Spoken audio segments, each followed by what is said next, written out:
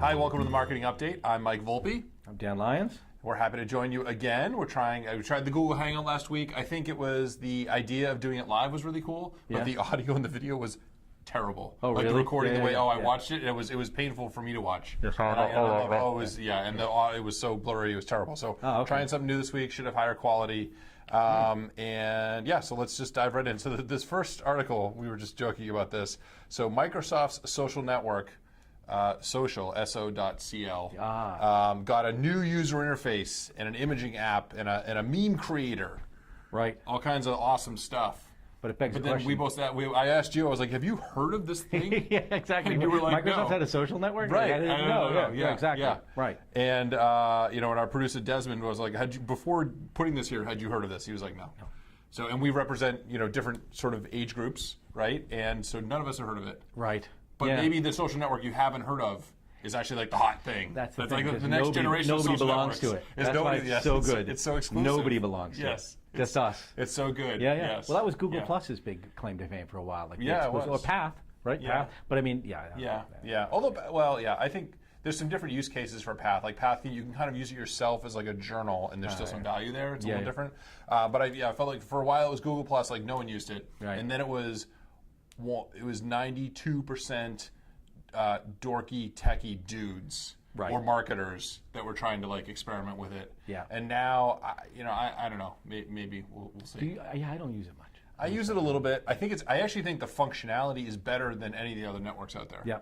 The problem is it's one of those like, I have way more people paying attention to me and interacting with me on Facebook and Twitter. Yeah. So it's hard. It's like, how are you going to change that? Yeah.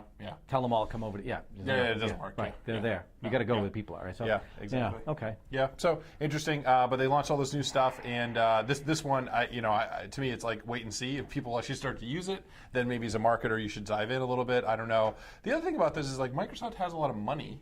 Yeah. They're spending lots of money marketing Bing. Yeah. And I haven't really even heard of this thing. It's just, I don't know what they're trying to do with it. It's sort of interesting, yeah. And they invested a lot of money in Facebook. We were talking about that too. And if that was going to be their social play, why wouldn't you just like invest more money and figure out how to buy it or own more of it? Or not now. It's really expensive now. But years back when they invested like $100 million, why didn't they invest more and just do it? And remember when that seemed like a crazy investment when they made that, I forget whatever valuation they put on Facebook at the time. But it was like $1 billion. It was like, whoa. It was something like that. It was like literally invest $100 million at $1 billion. Oh, you're crazy. And now it's like it's worth 20 times that. Right? Or whatever, it's worth 40 times that. It's insane. It was a smart investment, but yeah, I don't know if it ever worked out as a partnership. That's right. Yeah, it'll be interesting to see what Facebook does with their search stuff and they incorporate more stuff from Bing or not over time. So I don't know. All right, we have something coming up. So we have something from Microsoft, we have Google, and then we have Facebook. So from Google, Project Loon. So you're going to do balloon-powered internet access. So you can now wear your Google Glass in the jungle in Zimbabwe and be connected. I think it's awesome. Yeah, it'll spread Wi-Fi over these huge areas, right? Yeah. But I think the even cooler thing is this idea that somebody I was talking to yesterday was talking about this idea that broadband was a big enabler for the last 10 or 15 years. Ubiquitous broadband. Now it's going to be just being connected anywhere. So you're not sitting in Finagle a Bagel trying to get a Wi-Fi signal doesn't work. Like just imagine like the internet just is everywhere and is present everywhere at high speed. Like that. I know one balloon isn't going to do that, but I mean that seems where we're going. Yeah, I think it's really cool. Like the idea that you're just immersed in the internet at all times. Yeah, and it's funny. In this day and age, right? You think about who's connected and things like that. Well, the stat we have here is that 2 out of 3 people on Earth still don't have a fast and affordable internet connection. Really? So so I think more than that are connected. But then you talk about dial-up and you talk about affordability and what does that really mean and things like that. So that'll be really interesting. And I think it probably a combination of that plus it's probably not going to be people running around with laptops, right? But mobile devices, right? Phones, and tablets, web-enabled mobile devices, smartphones, things like that. That could be really interesting. This is one of those I can't believe. I mean, I guess this is one. Google has so much money that they can just afford to do this. But that's what I love about them. They do these crazy things like the self-driving cars, and balloon Wi-Fi. Like, I mean, I would just love to go inside Google X Labs, and give everybody and see the stuff they haven't talked about. Yeah, exactly. Right? They're talking about the driverless cars and the balloon internet access. Google Glass. Google Glass is pretty far out there. But I mean, it's I just admire them as a company for doing these crazy big things. And You know, all this fiber rollout in Kansas City, giving everybody this. Apparently, if you use it, it's like mental fast, so fast you can't believe it. Yeah. Yeah. So, We're all in favor of more internet access, like that's and faster. Well, if you're a marketer, that's think great. about it. And they're opening up like the next 2 billion people on the planet are going to come online. That's to do interesting. stuff, So right? this is one of those where you're a company, you're so successful, you have enough money where you can actually invest in growing just the addressable market, Right. And probably doing it in a way where those people could be using that web access to just like get onto Facebook, where they might not even see any Google ads, right? Right. Because I don't think what they're talking about is like, oh, you only use the Google version of the internet, like the way like AOL was back in the day, right? Yeah. This is going to be kind of like this open just internet access thing, and to be able to invest in something like that is just it's just stupendous. Yeah. And it's interesting, you know, it's like how it's also, you know, are they worried about their growth slowing and like how do they continue to grow? And it's like, well, we need a lot more people using the internet so we can advertise to them. So interesting stuff. I also wondered if like, okay, so they're doing 50 test balloons. How many balloons would you need to do this like effectively around the world? Is that like 1,000 or a couple thousand? And what happens when they start to like break and fall out of the sky and like I don't know. Yeah, right. I mean, it's like what are they That's why they say Microsoft. there you go. Exactly. Yeah. Yeah, no, right. There are definitely issues, but yeah, I don't know. It's an amazing company, and I actually think they do some of this stuff just because they can. You know, I don't think a lot of it. Yeah, no, and it's like a PR stunt, and there's there's some goodness to this too. So yeah, all right. So we have two things about Facebook, but then I want to jump back to something else that we were talking about too. So Facebook, they're updating how their page post link ads work, and these are basically the ads that you can do on Facebook to get people to come to one of your page posts on Facebook. So it's like advertising on Facebook to get people to go to your content on Facebook. Which, as a marketer, I can understand some of the reasons why you would want to do that, and you know, I think some of the conversion rates are better because it's keeping people within Facebook. But at the end of the day, what you really want is someone to do something more with your website or come back closer to you. So I don't know. I think it's good that they did this. I think there's a lot more flexibility. But as a marketer, I always feel like it's a little bit odd to spend money to send people to another page that's still not on my website. You know? I don't know.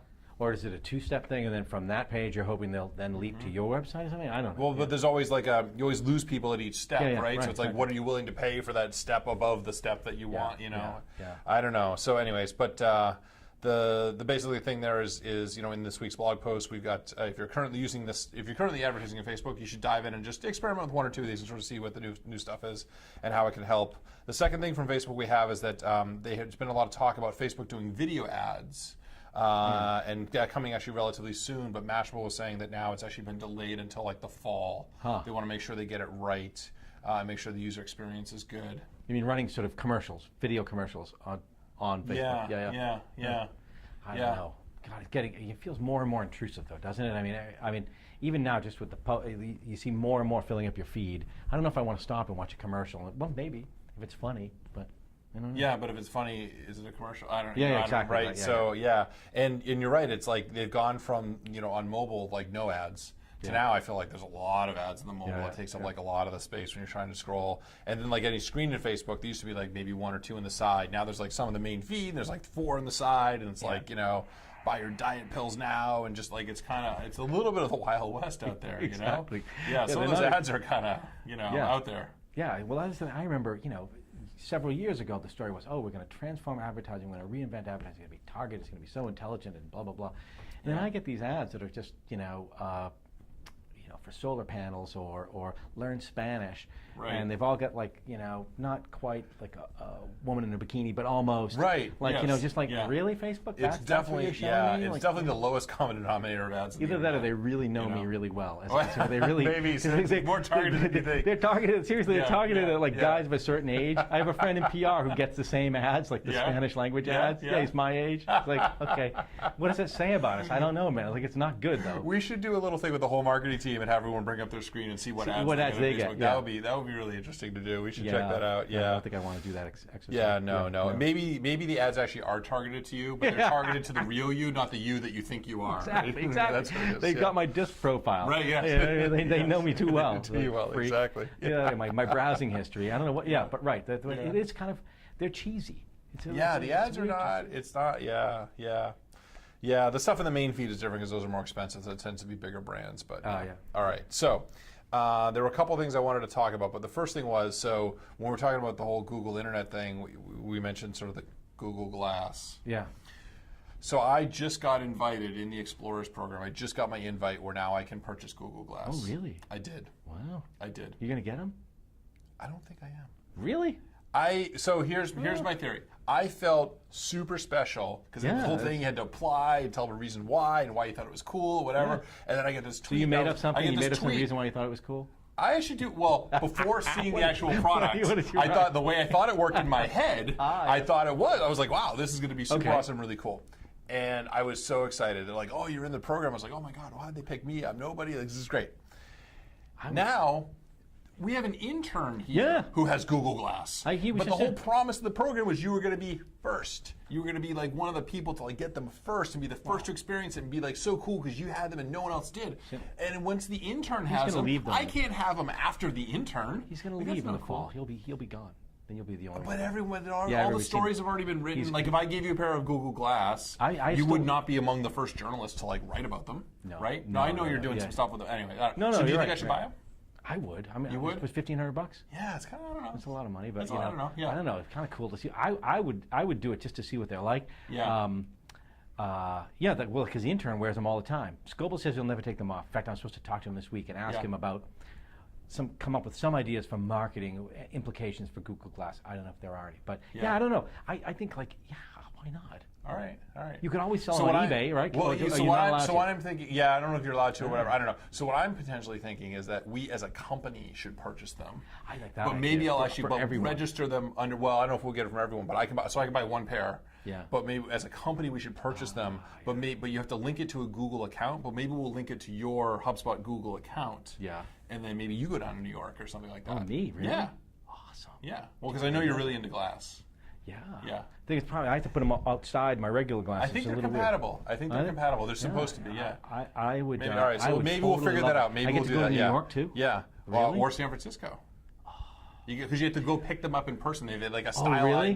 a fitting consultant thing that does this whole thing with you or whatever. And I have a baby coming in the next 7 days. Really? So I'm also not like you can't tell. So You're carrying high. I think it's a boy. Exactly. So Really? I That's even can't more exciting. exciting. Travel. Well, it is, I don't know. The Google Glass is pretty cool, but no. So I can't. When do you so have I to can't go? travel for the next like few weeks. I don't know. What, yeah, you have let's to go, talk like, about this now? afternoon. I don't know. Okay. Yeah, no, not this minute. You know, whatever. But I mean, yeah, like, we should talk. they- Yeah, we should, oh. really? This is cool, man. Yeah, this would be cool. Anyway. So maybe we do it that way. All right. So that was. I just wanted to chat about that. And but I personally, I'm just not that excited. I'm not first anymore, so I'm not that excited. I don't about care. It. I I know. get I know. excited. Yeah. I know. Yeah, I'm it would be totally cool into to it. like evaluate like what are the marketing implications of this. And there's some ideas there. I just need anyway. anything to make myself cooler than the millennials here because, like, they have Nerf You feel like gun you're having fights and trouble stuff. fitting in? No, not too much. Like I came in the other day. There's like this Nerf gun fight. Like they all whip out guns. There's like And you 100 didn't have guns. one? I got one Okay. and returned fire. But then I went home because I have a 7-year-old son. I was like, Yeah. dude, speak to me of Nerf guns. Oh, He yeah. brings me out like 2 killers. One has discs. It's like fires like a rifle, Oh, right? yeah. I heard the one with the disc is a lot more accurate. And it hurts. So I came in the next day. I had them in my briefcase. I came in like Ted Bundy. I'm like, Yeah. But And then there was no Nerf battle Nerf that day. fight. I had to take them home. But like, I need to fit in with the millennials. So like, the Google Glass would make me cool. Yeah, okay. Yeah. Yeah. You wouldn't become a glass hole.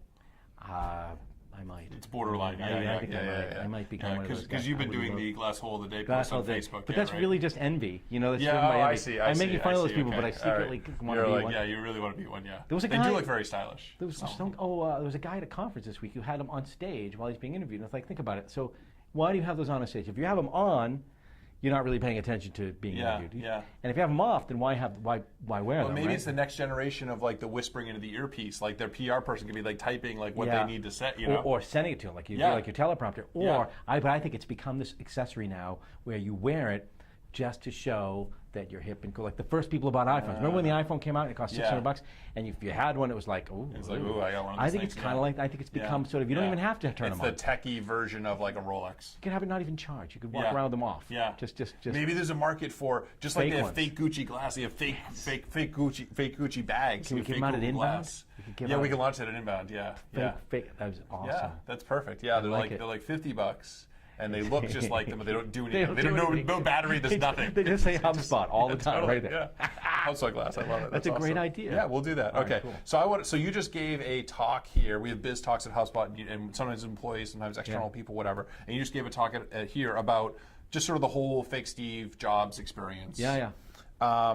There was one thing in there that I did want to talk about that I thought would be interesting for the audience on Marketing Update, which is you talked at the end about this concept of one of the things you felt like you learned from that experience, having been a journalist at Forbes and Newsweek, and then also writing this blog, was the shift from one-way to two-way journalism. Right. Which I, as a marketer, always knew about from one-way to two-way communication as a marketer, but I never thought about it from the journalist point of view. And I think you're right; the same transition is happening. So talk a little bit more about that. Well, it was an amazing thing, and unfortunately, I this all happened a few years ago, and I still haven't figured out a way to really act on it. But right, I mean, I was used to just all one way. Like you write your article, you put it out there. Maybe someone writes a letter to the editor, or online. Maybe they put something in the comment strings. Okay, fine. Blah blah blah. And we all tend, even now, all of us who write for a living tend to look at the comment strings and kind of have this way of nutty, But and I was very reluctant to open up the comment strings. But when I did, first of all, there was the predictable abuse. Okay, fine. But then what happens is other people jump in and start defending you to the abusers, and then it becomes its own thing. And so the comment strings became like their own site with their own recurring characters and their own ongoing arguments, and they were making jokes. They were sort of in on the joke, so they carried on there, and it became very powerful in the sense that they began writing my site. It wasn't really my site anymore. I mean, I was like the host of the party, but they all came, and if they didn't participate, it would be as boring as literally having a party and sitting there by yourself at dinner, right? I mean, it was like, and it was thrilling because they, I don't know, thousands and thousands of these people are out there looking for cool stories. They'd find weird clips about Apple in some remote country and send it to you like, bam. Like, it was so powerful and so fun. And you realized some of them were really funny, really smart, really talented. And it was like a TV show where the audience, instead of just sitting there, was like, because they could run on stage and be in the skit, and okay, yes, sometimes the skits weren't all that good, or they were kind of funny, but it wasn't perfect. Yeah. And that was the other thing. For me, it was like we're always so careful about being perfection, and being able to let go and be like, yeah, it's really not that. Like the Photoshops would be ugly, they'd be amateurish, but people loved that. Yeah. People would rather participate in that than, well, I think the beautiful curated, you read Vanity Fair, that's a beautiful experience too. Yeah. But people loved that sort of raw nature, that homemade nature of it. And it made me think the audience is no longer an audience. The audience is the show. And no matter what you're doing, it's very inbound. It's very inbound, saying like, you don't just listen to them, you actually let them in. Yeah.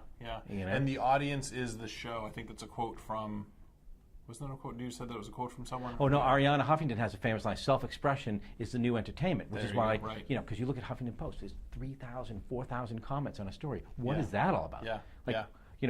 I mean, and you realize, all these platforms, Pinterest, Facebook, these are performance spaces, right? These are places where people go to be clever and witty and build an audience. Like anybody can have an audience on Facebook, right? Yeah. You're not a celebrity, or Twitter. So I think people want to perform, they want to participate, and that's what this whole explosion of all these sites is really all about. They're just performance spaces. Vine, there are people creating Vines now who are creating followings of hundreds of thousands of people who are making 6-second videos, and they're artful. They're some of them are genius, right? I think that's the most exciting thing to me, and the whole time that mainstream journalism was kind of collapsing, and we're all, in my day job, we're all stuck in this thing of like, oh, woe is me. You can realize, but look at this. Like this thing that's happening here is just amazing, and it's huge. And the business model, okay, we don't know. That's the scary part is there's this trough where, well, how do you make money until this thing takes off? But it's a really, really exciting time in media. I think very, very exciting. Cool. All right, well, we're going to wrap up the show, but I'm going to remind everyone that we have the annual Inbound Conference coming up. Tons of awesome speakers. The price goes up on July 1st, so you need to buy your tickets before the end of June. And for any viewers of this show, if you want to tweet me, I'm mvolpe on Twitter, I can send you a little discount code to hook you up if you want to buy some tickets right away.